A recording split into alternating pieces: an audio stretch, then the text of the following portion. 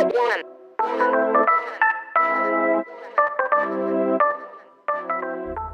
desk is currently a bit of a mess, but I really want to test out the Polaroid Snap Touch in terms of how well it does with macro shots, because up to this point, I've really been impressed with shots that I've gotten up close without even really trying to test the limits and the boundaries of its macro functionality. So with this video, that's exactly what we're going to do. I'm going to take some close-up shots of some really smaller products and things so that we can really get an idea of how well the Polaroid Snap Touch does with close-up shots and macro in particular.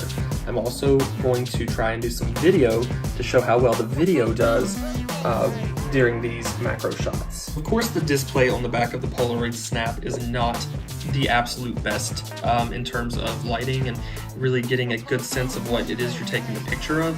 You can definitely tell what your subject's going to be, and you can definitely tell some of the lighting, so I can already get an idea that the backlight here, we've got too much of a hard light coming from the back. I'm going to need to really do something in terms of that to get proper exposures. The colors are going to be slightly different from what you get digitally, but that's kind of not such a bad thing for a camera in this price range. So let's go ahead and move things around just a little bit. I'm going to go ahead and focus, really try and get the focus on the ink bottle instead of the apple. That's going to be a bit of a task here.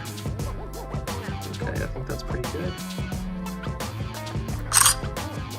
Okay, now something to keep in mind is there is a flash that's pretty automatic.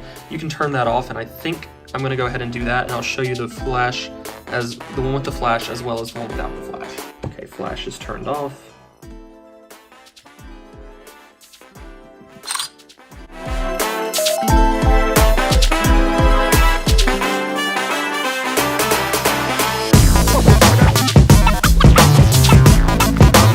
If you have good lighting, using no flash is going to be your best bet. Okay, so right now I've got a countertop with a glow stick wristband, a lot of beads here. So let's go ahead and see what kind of a photo we can get like with these. Up close, really up close. I want to see how far we can really get to push the limit of the clarity on this. Hand's a little shaky, so let's see. So I'll shoot some video. And then at the end, I'll take some more macro shots of some other subjects, and then at the end, I'll put it all together, show you the shots that I got, as well as the video, and let you be the judge. I'm going to add some widescreen bars to it too, to make it look a little more cinematic, but I'm really impressed with the fact that this is an instant camera, and you have all of these functionalities along with it, and I think for a lot of people, that's going to be a huge plus.